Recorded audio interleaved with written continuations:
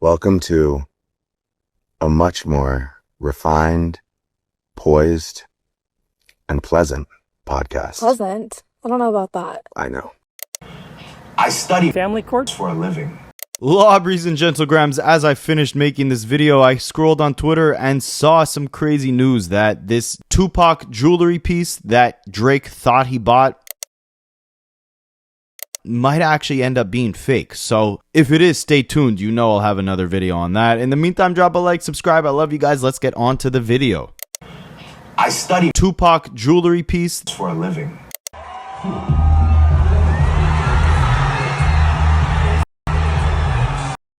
Yo, Drake, my brother, I think you're not reading the room here. You just went through one of the most horrifying rap battles of life. I do kind of look at Drake like, bad timing again.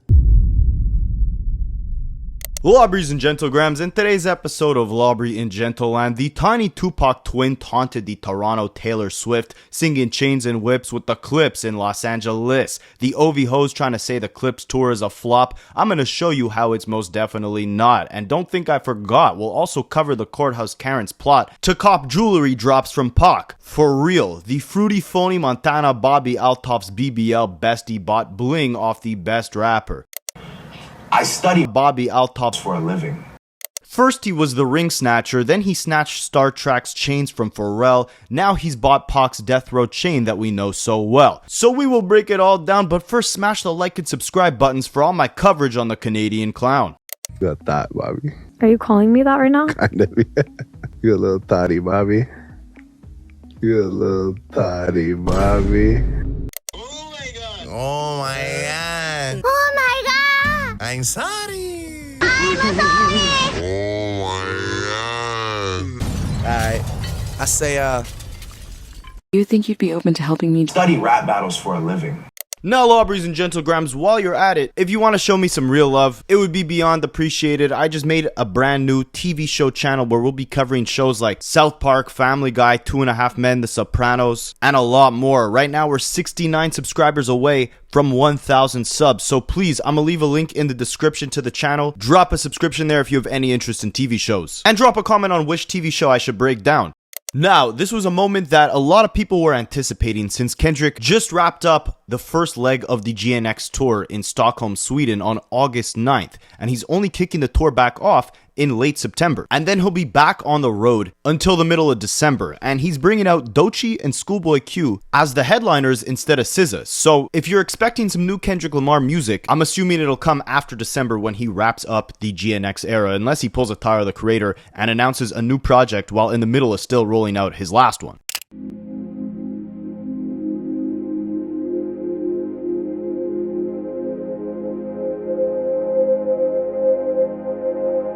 And you have to think about the Grammys too. The Grammy cutoff for 2025 would be August, meaning that GNX can be submitted for the Grammy Album of the Year for this year in 2025. And if we are going to get that mysterious second album or that GNX Deluxe that everyone had been anticipating when GNX had first dropped, I'm assuming he would do it next year so it could be eligible for the 2026 Grammy Awards. And a lot of people are saying GNX is a shoo-in for Album of the Year this year. I guess we'll have to see if Kendrick sweeps the 2025 awards the same way he did last year with Not Like Us. I mean, it is pretty crazy, guys, if you look here.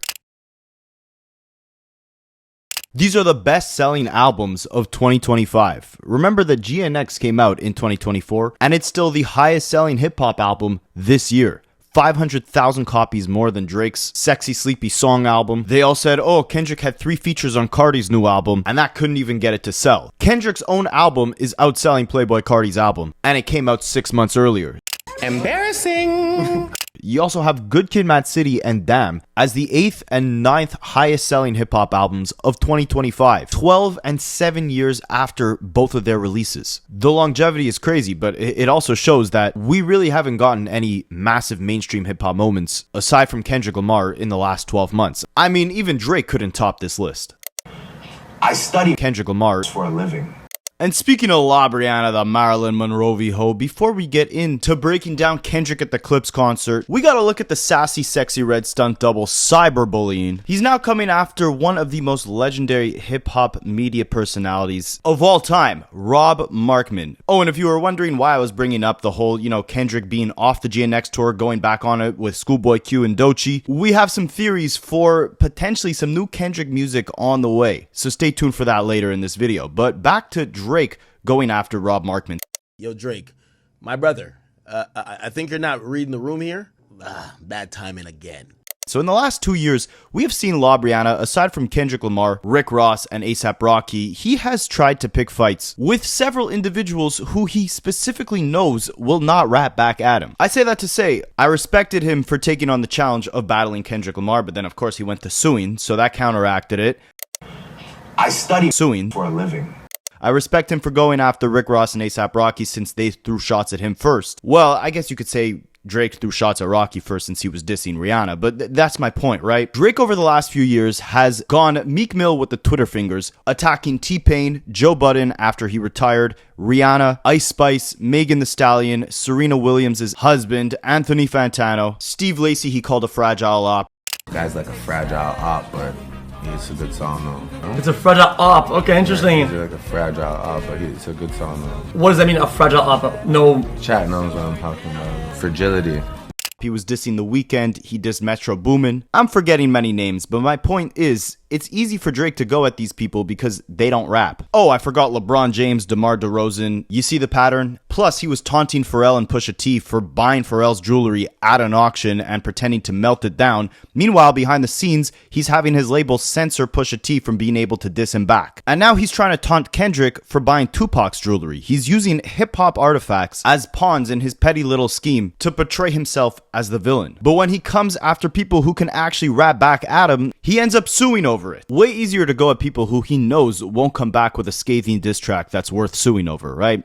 So now his latest target is Rob Markman. Rob Markman, if you guys don't know, he's got one of my favorite YouTube channels in the space right now, but his legacy stretches far beyond YouTube. Like, he was interviewing legends when I was in high school. I've been watching his interviews for well over a decade at this point. You guys probably know his MTV interview with Kendrick Lamar during the To Pimp a Butterfly era back in 2015. The answers that Pac is giving are answers for today, right? Time and age, right, man. And I said the world got to hear this, right, and they got to hear it on a major scale. I got that opportunity, and I give love and I give thanks to his mother for allowing me to use her song vocals in a positive light. You know, because a rapper could do anything. They can butcher him and make it the worst thing ever, but I want to continue his message through that, and I thank her for that, for allowing me to do that. And he's always been a creator who moves with a lot of journalistic integrity. One thing that'll stick with me forever, I was watching one of his videos, he was breaking down a song and he just paused to say, like, I can't tell you guys for sure what this means or who this rapper is, targeting with this bar. Only the artist himself can tell you that. And I thought that was very powerful. It shows, again, he moves with a sense of integrity. He always puts the artist first within all of his content. He's honest. You don't go to him for the clickbait, the drama, the gimmicks, whatever. He operates at a higher level, and his resume definitely backs that up. A legend in the space, someone I've been watching since high school. I'm sure Drake has been watching his interviews for years at this point as well. And again, Rob Markman is someone who, as far as I could see, is as unbiased as they come. Maybe he has his favorite artists, but the way he reports on music, again, he keeps a very high level of journalistic integrity. And Drake's team was likely aware of this because, as Rob had said, when the battle kicked off, he was approached by, as he puts it, a team connected to the OVO side. And because of how he reports things, because he is unbiased, they basically said, like, thank you for not kicking Drake's back in like most of these media personalities. Can you maybe show the boy some love? I was approached during the battle by a team connected with the OVO side and asked me to show the boy some love. Again, I was being as unbiased as possible. I was calling it like I see it, but they asked me, yo, we know you're unbiased. Really said it. We know you're unbiased. And we like that you're unbiased and you really try to call it straight, but can you show the guy some love? And no money was offered. No, absolutely no money was offered. But they kind of offered some things, some information, some access, and say, yo, and we'll make it that you could play his songs in your videos. We'll whitelist it. Ultimately, I declined for my own personal reasons. I just feel like my allegiance is to y'all. If I took that and swayed one way, then I just wasn't being myself, and then how could y'all trust me after that? And like Rob said, ultimately he declined because his allegiance is to the viewer. He's gonna end up speaking his truth. And even when Drake came out and filed that initial petition against UMG, Rob Markman, even though he was vocal about his disagreement in suing over anything related to a rap battle that Drake willingly participated in, he still showed that he was neutral in the entire thing, agreeing in that being labeled a PDF is a horrible thing, emphasizing he doesn't think Drake is a PDF, and that this was again just the result of a rap battle gone ugly. But ultimately, no matter what was said, because Drake chose to willingly participate in it, he should have the hindsight to know this is where it could potentially go with the rumors that were already circulating around Drake. So to sue over it after the fact is insane. But here's my thing, this is my opinion. To be called a pedophile in any capacity sucks. I get it. That's a tough stain, and personally, I don't believe that Drake is one. And I haven't met anybody in real life, meaning off the internet, who believes that Drake is a pedophile. But this is a rap battle, and a lawsuit against UMG or Kendrick or in any shape, form, or fashion, it just ain't the way. The one thing that Drake and his team is lacking in this is accountability. If you knew you were up for renegotiation, why engage in the battle anyway, knowing that a loss of any kind can weaken your position? But once you engage, why not just keep it a friendly fade? Remember, this battle really started about who's the best rapper. In my opinion, it started getting personal when Drake mentioned Whitney and push-ups. Yes, then Dot accused Drake of being a bad father. And then Drake accused Kendrick of domestic violence and family matters and said the baby might be Dave Freeze. Being labeled a domestic abuser is tough, man. Being labeled a nasty, but you can't slap someone in the face and then get mad when they punch you in the nose. If Drake wants to stick it to the majors and hold them accountable for how unfairly they treat artists, I'm all for it, but not after losing the battle. Not like this. Now you might be saying, okay, maybe it was because of those comments Rob made that Drake decided to randomly cyberbully him today, but no. Drake, way back in 2020, had been chirping Rob Markman on Joe Budden's Instagram Live, insinuating that he knows how much of a hip-hop historian, as LeBron James would say, that Rob Markman is, and emphasized that if Joe Budden played the story of Adin, Pusha T's diss against Drake, at his pool party, Rob Markman would be the only one who knows the track word for word. I study rap battles for a living.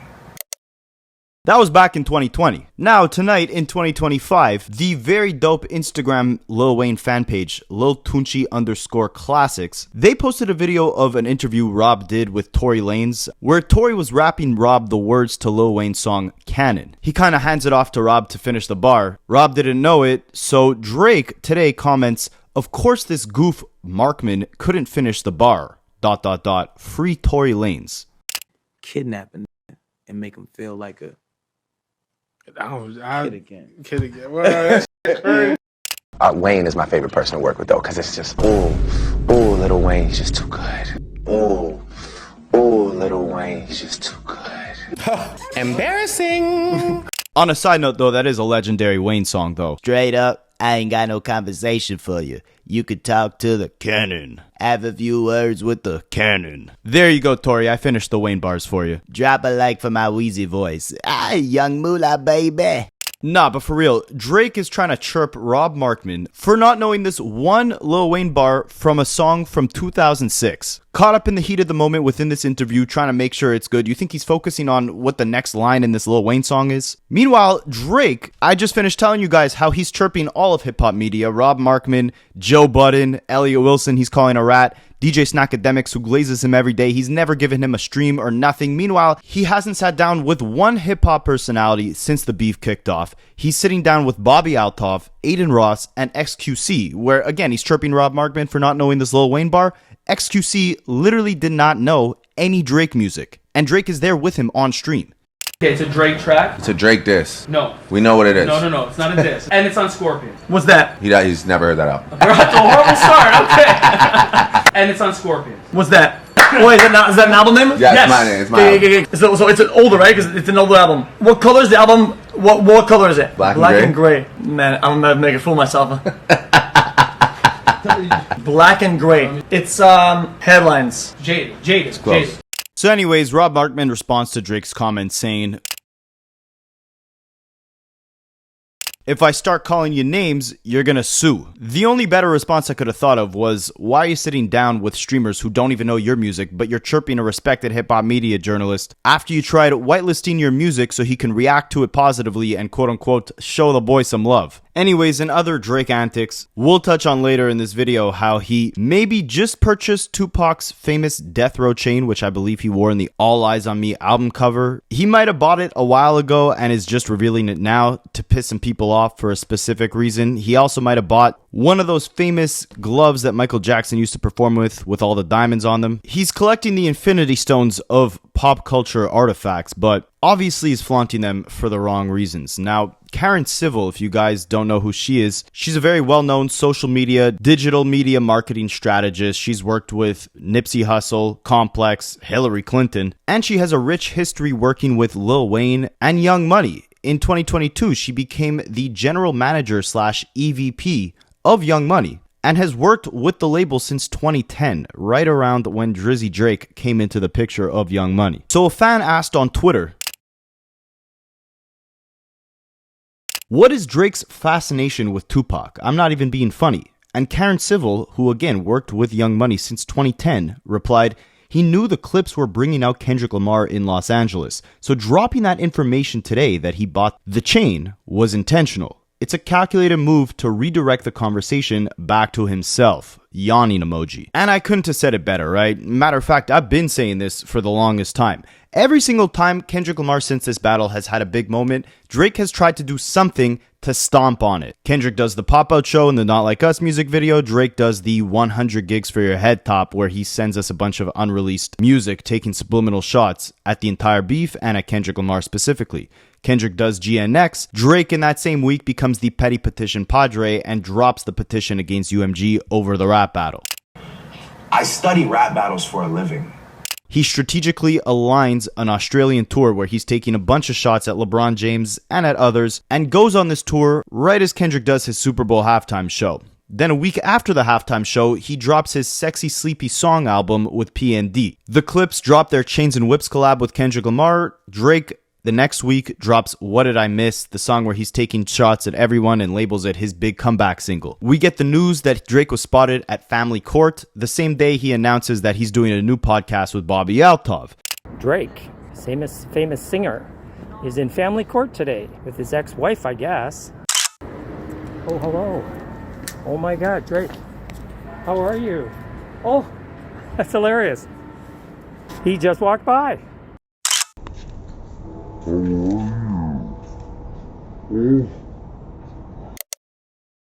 Welcome to a much more refined, poised, and pleasant podcast. Pleasant? I don't know about that. I know. I think that was just a word you... I'm trying to get you brand deals.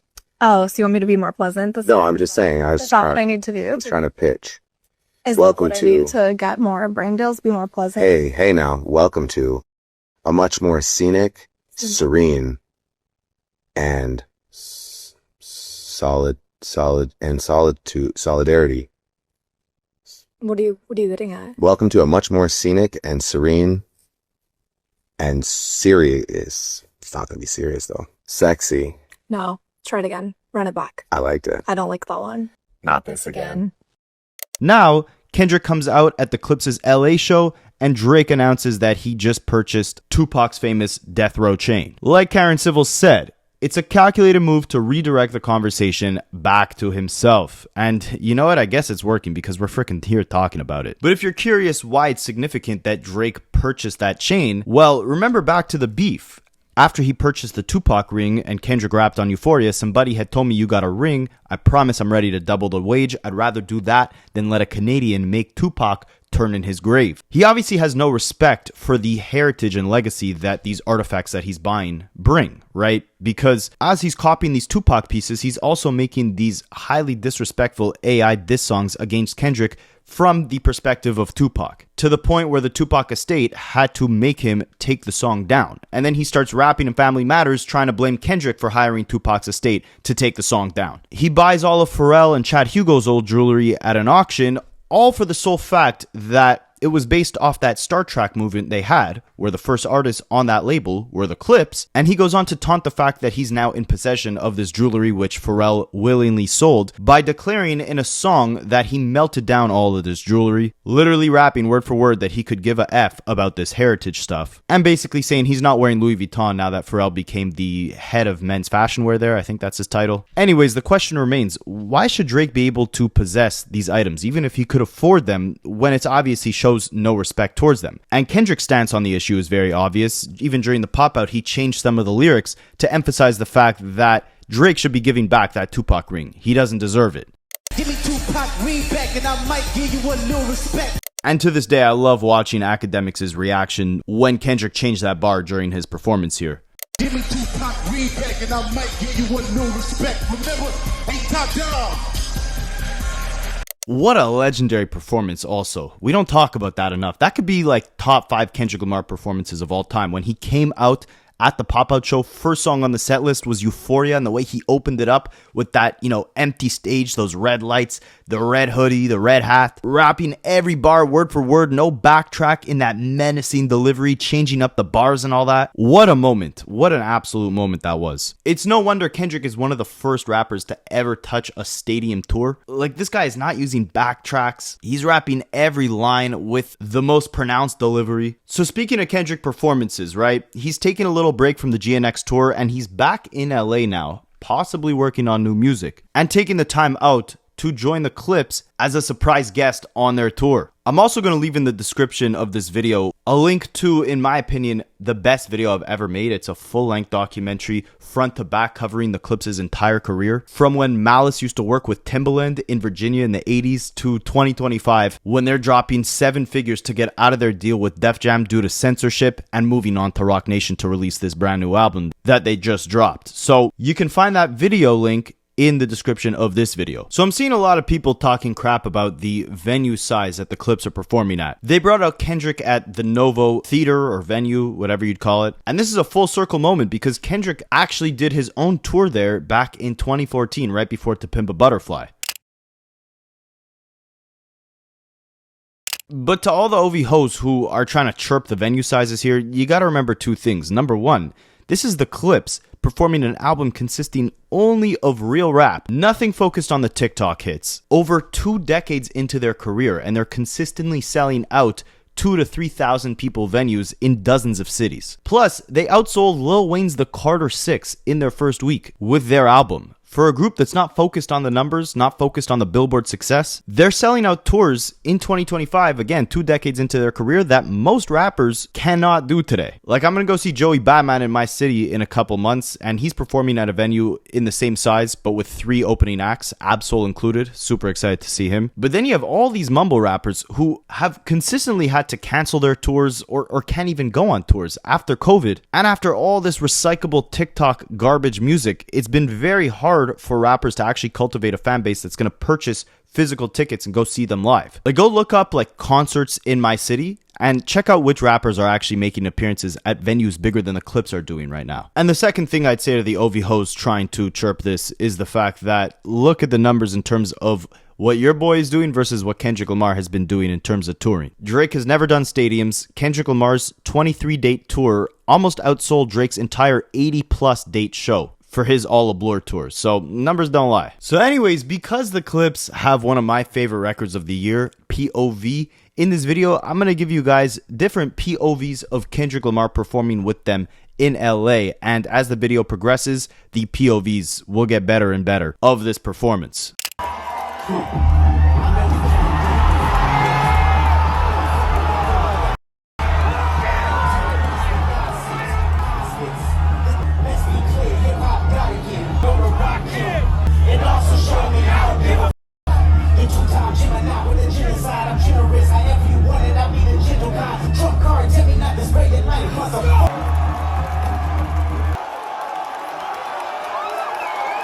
Make some noise for the mother Clips in the house tonight. This is our home city. It's such a privilege to be in front of mother legends, man. Malice. My brother. Pusha. I'm gonna be out there watching with y'all. These my motherfuckers. peoples. Day one. I love y'all. So yeah, as you can see, Kendrick Lamar came out, gives a dope speech at the end, paying homage to them, and then goes and watches the entire show with the crowd. And I mean, you want to talk about bots? Listen to how loud the bots were in the crowd for this. Make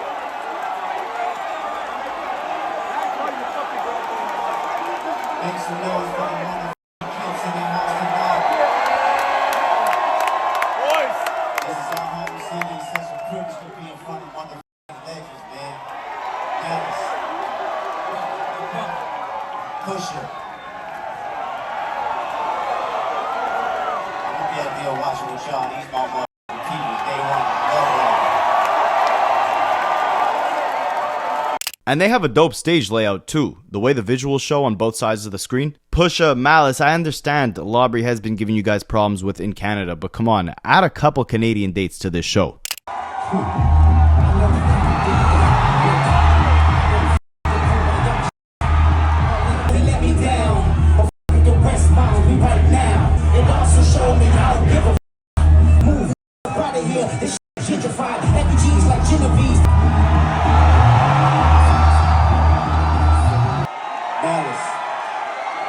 Pusha. I'm gonna be out there watching with y'all. And it makes you think, what's next for Kendrick Lamar, right? Is the victory lap commencing? After a year and a half, the pop-out, the Super Bowl, the GNX Stadium tour, the tour is about to end in December. Then we have the Grammys, but we still haven't gotten the Tiramisu record that he teased right before he dropped GNX. Well, we might have got a little clue to when that record is finally coming. But first, I told you guys I'm going to be playing different POVs of this Clips and Kendrick performance because it was very dope. I hope we didn't get copyrighted here, but here's another look at Kendrick giving his speech to Malice and Pusha. This is our home city. It's such a privilege to be in front of motherfucking legends, man. Malice. My brother. Pusha. I'm going to be out there watching with y'all. These my motherfucking people. Day one. I love y'all. And here's by far the dopest POV we have. The clip somehow got Kendrick walking out from backstage to the crowd. And I mean, just listen to how loud this stuff is. UMG deployed the actual crap out of the bots for this Clips concert when Kendrick came out.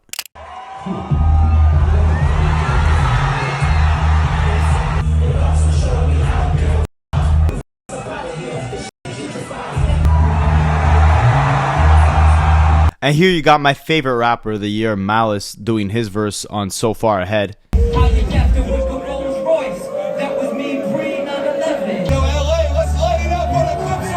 Hopefully that didn't get copyrighted. Does anyone else agree with me? My thing with Malice is I feel like he makes rap seem so effortless. Like the way he raps, some rappers, they have like a highly complex style, or like their bars are hard to digest because there's so many layers or double entendres within them, or their flows are just all over the place like an Eminem, or you have Lil Wayne who uses this like, you know, alien type voice while he's delivering his lyrics, or you got JID who's all over the place with the flow, right? Switching it up constantly, or you have, you know, your Young Thugs and your Futures who it's impossible to like stretch your voice out and utilize your voice as an instrument the way they do. But then you have Malice who literally seems like he's delivering you a Bible reading while he's rapping. Like his words are pronounced perfectly. It doesn't sound like he's putting on some extra voice. He's like just talking over the beat. And the rhyme patterns are usually, you know, pretty straightforward. Like the last word of every bar rhyming with the one before it. It's not usually like a lot of multi-syllable rhyme schemes. My favorite bar off their entire album is Malice rapping, "Came back for the money. That's the devil in me. Had to hide it from the church. That's the Jekyll in me." I explained that bar in a previous video, but if you get it, you get it. There's so much depth to it considering his past, but he delivers it in such a smooth way, right? Like the words are enunciated. You could clearly hear what he's trying to say.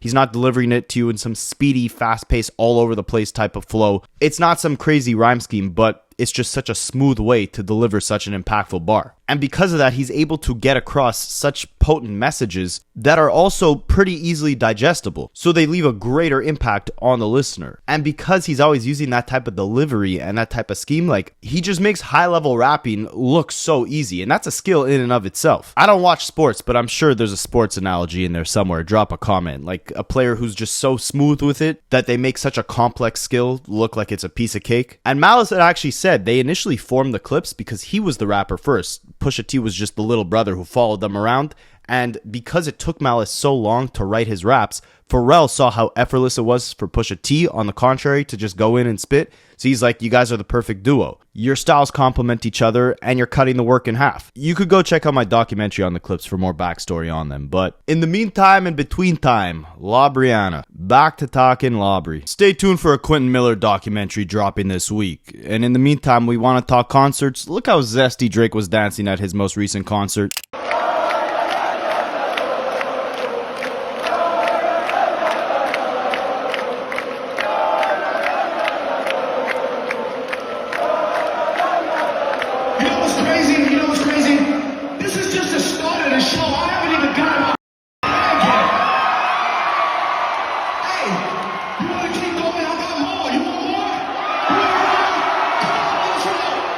That looks like a man who was not cool in high school. So the not cool high school kid bought Tupac's ring, and he's flaunting it the night that Kendrick is performing with the Clips. I think this tweet encapsulates it the best. Why didn't he buy a UK rappers chain, since they're the best lyricists, right? Drake has been denouncing American rappers, denouncing American hip-hop journalists, teaming up with Bobby Altov, trolling about buying hip-hop artifacts. I can't tell if all of this is a troll ever since the beef ended and we got Wagwan Delilah and the BBL Drizzy remix, or if he really is this out of touch in terms of how hip-hop views his legacy. Yeah, there's no doubt he's one #1 single away from beating Michael Jackson's record for the most #1s of all time. He's gonna go down on a legendary run in terms of being a massive pop star. Absolutely. But honestly, I don't think Drake, aside from dropping the song Nokia, has made one right move since this entire battle ended. I take that back. I like the whole 100 gigs thing where he dropped, a bunch of old footage behind the scenes of him on tour and him in the studio recording some of his earlier albums,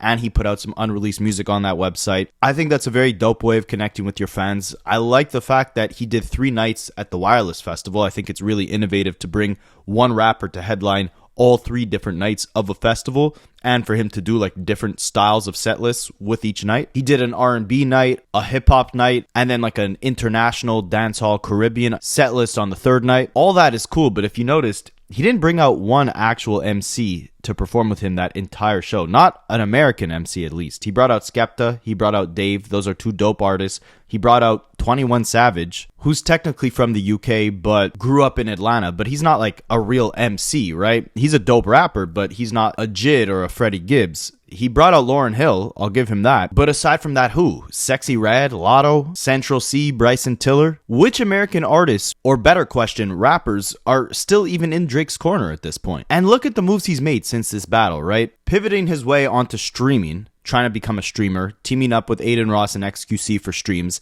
They don't even know his music.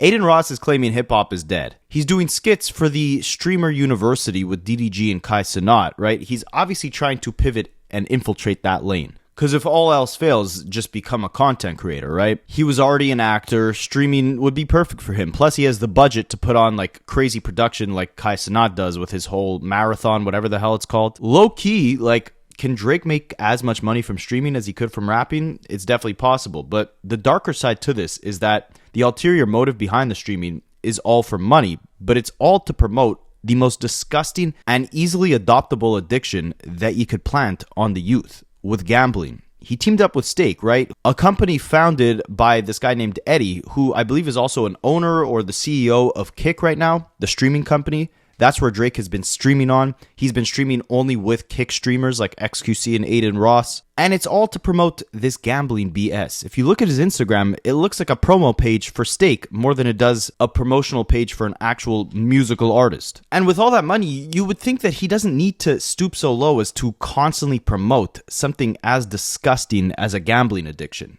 And he may or may not have one himself, but he acts like he does in his content. Like he's always betting massive bets on roulette like a degenerate, making his whole Australia tour about his alter ego, I need a max win, which obviously is in relation to needing a win in gambling. And if you don't know someone who suffers from a gambling addiction, you don't know how crazy it truly is. Like, you might think, oh, it's fun, whatever. Like, it is fun, honestly. Going to the casino here and there, it's a great time. But I've seen people in hellholes. I remember the winter of COVID. lockdown. I have a buddy from high school who unfortunately suffers a horrible gambling addiction, and we're sitting there as Whole Lotta Red by Playboi Carti is about to drop, and I'm just waiting there to hear the album. I think he was delaying it all night, and I'm sitting there with him as he's just like betting and betting and betting. Like, when you go into a rabbit hole of gambling, you can't pull yourself out. A demon possesses you. You're in this trance. And I'm not really paying attention to what he's doing, but I look over and I see he's betting $700 on rounds of ping pong. There's like professional ping pong. He doesn't watch professional ping pong, but it's the only sport on a Friday night at like 11 p.m. So he'll bet on whatever he could. He put $700 down on this game.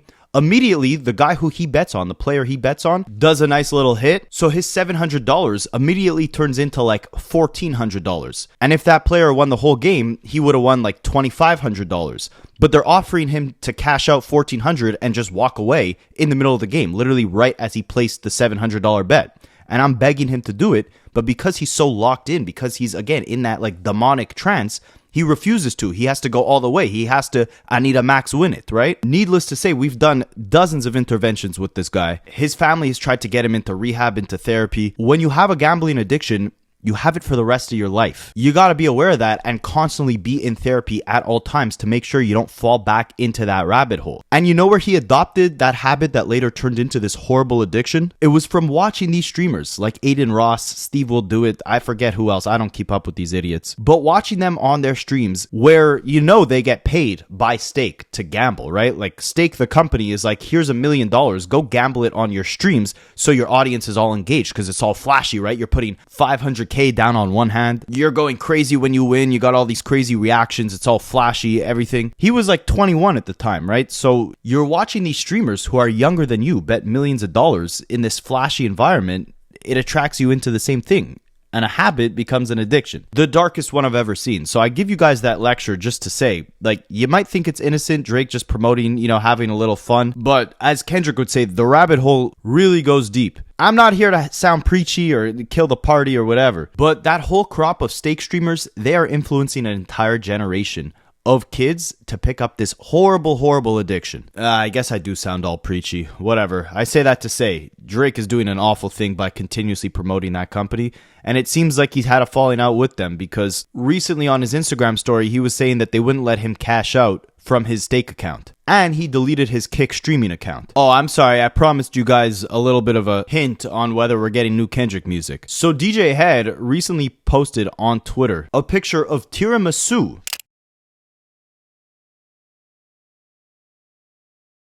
and tagged Jeremy Hecht saying, look what I found in ATL. Now we know that the song Kendrick previewed at both the Super Bowl, on his GNX tour, and in the promotional video right before he dropped GNX, a song that some people refer to as Bodies, some people refer to it also as Tiramisu. What does he rap again? I desert this B like tiramisu. Some people have speculated that this is going to be a black hippie reunion track because it was played in the GNX trailer with 2 GNX cars. Some people are thinking that maybe this is going to be the prelude or the intro or something to a GNX Deluxe. I don't think we're getting a GNX Deluxe at this point. I think Kendrick has pretty much made it clear throughout his entire career that when he moves on from one era, he really moves on and starts a completely whole new world. We also know, or at least this is what people have speculated, Kendrick only started working on GNX a few months before it actually dropped. Mustard, who had a big hand in the production on the project, had said a lot of the beats that he sent over to Kendrick for the project were only sent to him in around April, right when the beef just kicked off with Drake. Then we get the album 6 months later,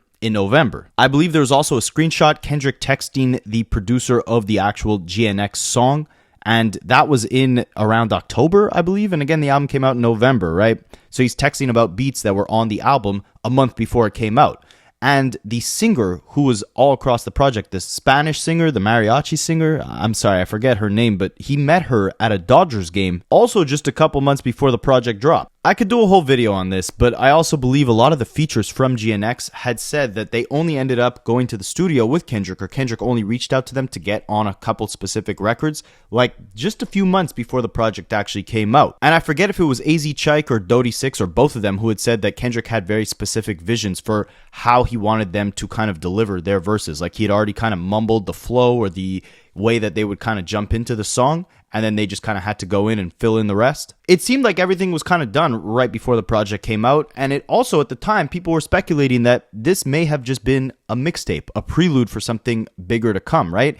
It was Kendrick's least conceptual album, I guess you could say. I believe it was also his shortest. It was definitely his most kind of carefree project, right, where he's giving us some slaps. It had its fair share of storytelling records, don't get me wrong, The Heart Part 6, Reincarnated, Gloria, but it felt very current. Everything from, you know, Whacked Out Murals, which literally feels like a timestamp record. He's just kind of giving you his perspective on what was going on at the time with Lil Wayne and Snoop Dogg. I wouldn't be surprised if we get the end of this GNX tour, the Grammys. I believe Kendrick is going to go sweep at that award show, and after that, maybe we get this second project. Even in the Squabble Up music video, he was teasing a bunch of double disc albums. Nate Dogg's album, Isaac Hayes' album. There was another one I'm blanking on. I broke that all down when it first came out, but he was alluding to a second project on the way. And with this victory lap that he's on right now, this unprecedented lap of just W after W and like historic things we've never seen, like a rapper performing at the Super Bowl, a rapper winning both song and record at the Grammys. That's never been done before. A hip-hop stadium tour, and GNX being the highest selling hip-hop album of the year. Maybe he pulls a GNX. Sorry, a DMX. Very sorry about that. A DMX, and gives us 2 projects within 12 months. He also gave us like 3 #1 singles within 12 months. Don't forget that. Never mind, 4 #1 singles. Luther, Squabble Up, Like That, and Not Like Us.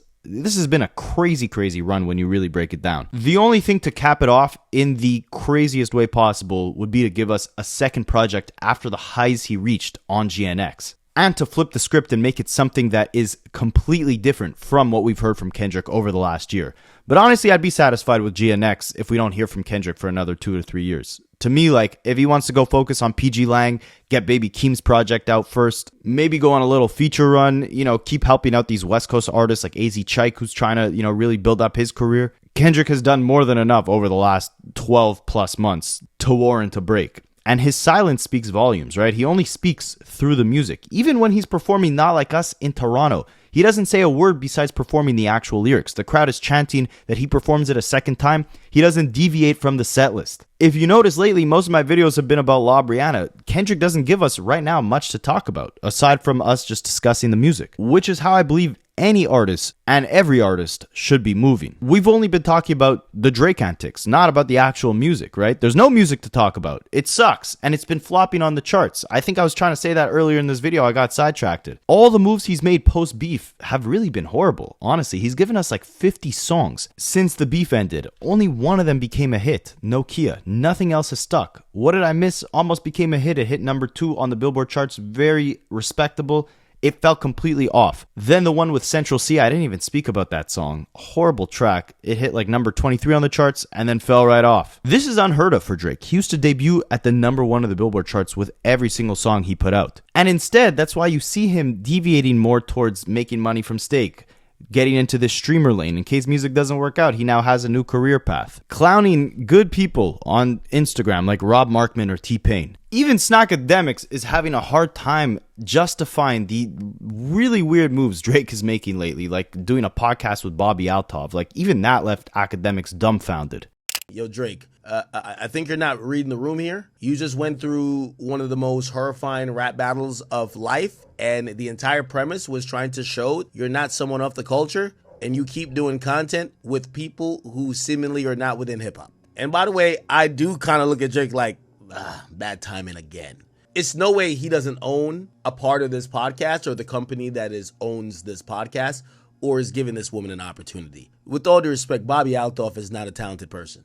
And you could argue that, you know, maybe Akademiks is just mad that, you know, he didn't get the Drake interview before Bobby Altov did, before she got her second one, nonetheless. But it just begs the question, like, even if Drake had ownership in her podcast, like Akademiks is making it out to be, like, oh, he's trying to justify it by saying, yeah, it's a bad move, it's a bad look, but like, it's a smart business move because he owns her podcast. I do YouTube for a living. I study rap battles for a living, right? As Drake would say. Like, I understand, like, the economics behind a YouTube channel. Bobby Altov, even if she's pulling in 10 million views a month, which she never was at the height of her podcast career, from YouTube ad money alone, 10 million views would only leave you with around 60 grand. And then maybe sponsors can get you another $50,000 if you're really generating 10 million views a month, which again, Bobby Altov never was. So with that, after hiring the camera crews, the video editors, renting out the podcast space, paying Bobby Altov herself, paying the guests that she has on, because you know she can't carry a whole podcast by herself. She's not talented enough to do that. What profit are you left with that Drake could take in Bobby Altov's podcast business? If he was really smart, I mean, you see the way that rappers, a lot of them are transitioning into podcasting, right? Nori on Drink Champs, Cameron and Mace with their show, Fat Joe and Jadakiss with theirs, Joe Budden with his. Lil Yachty had a much more successful podcast than Bobby Altov ever could. I don't know why he stopped that, but you're seeing that there is a very accessible lane for rappers to become podcasters if they have the personality for it. Why don't you get behind a rapper and start a podcast with him or invest in their podcast instead of investing in Bobby frickin' Altov's podcast? And if you're going to go the route of investing in some white girl's podcast, I could name you like 10 girls off Instagram that I watch that make hilarious videos that are a lot funnier than Bobby Altov that can make a much more successful podcast, especially if Drake was standing behind them. I don't think this is a business move on Drake's end. I think this is him really not understanding what way to go. Him being genuinely confused on what is going to kind of take him to that next level in terms of maybe capturing a new audience, right? Maybe he thinks by teaming up with Bobby, he'll capture some of her audience. Same thing by streaming with Adin Ross or XQC, right? He's tapping into the youth or whatever. But all the while, during these, podcasts and streams that he does, he just makes himself look more and more foolish. If you watched his thing with Adin Ross, he's hammered on that stream, like wasted. 38-year-old man on stream with a 20-something-year-old Adin Ross, absolutely hammered. With Bobby Altov, he's talking like he's a white girl at a slumber party. With XQC, the guy doesn't even know Drake's actual music, and Drake has to embarrassingly laugh it off, right? During the Streamer University, he seems like the odd man out. He seems like the old head, right? He's 38. All these streamers during this whole thing, Kai Cenat, DDG and all that, they're in their 20s. Like, it's a completely separate generation. There's a whole age gap there. Again, Drake looks like the old head. It all just looks very weird to me. It doesn't look like someone who's calculated, who's taking the right steps to recapture the audience he might have lost or to just prove his doubters wrong. Same thing with the music, right? Like, if you're really on this path to try and show the world, like, you tried to count me out, you guys were wrong. You don't release songs like Which One with Central C, a blatant attempt at an international hit. It just shows that your hit-making abilities you had years ago are dwindling. The Drake stimulus package doesn't exist right now. And all the antics of beefing these hip-hop legends, right? T-Pain and Joe Budden and Rob Markman, completely isolating yourself from hip-hop media and just saying that, UK rappers are better than American rappers. It kind of just shows like, okay, you're trying to separate yourself, but from what? The very same genre and culture that accepted you from the beginning, that propped you up to be the, massive pop star you are today? And disrespecting even further by, announcing you bought this Tupac ring the night that the Clips and Kendrick Lamar are performing out in LA. Or buying Pharrell's jewelry and taunting him over the fact that you melted it down. These artifacts belong in a museum. They don't belong at your slumber parties with Bobby Altov. Look who he's aligning himself with after this beef. Sexy Red, Akademiks, Adin Ross, and Bobby Altov. Kendrick, on the flip side, has been most seen since the beef with the Clips, SZA, Playboi Carti, who, that I don't know about that, and Black Hippie, right? Bringing Schoolboy back on tour. Bringing them all into the Not Like Us music video and bringing them all out at the pop-out. And doing what Drake should do with Toronto by putting on a bunch of underground West Coast artists. So anyways, yes, Drake announces the fact that he bought this Death Row chain, the historic one that Tupac is flashing on the All Eyes on Me album cover.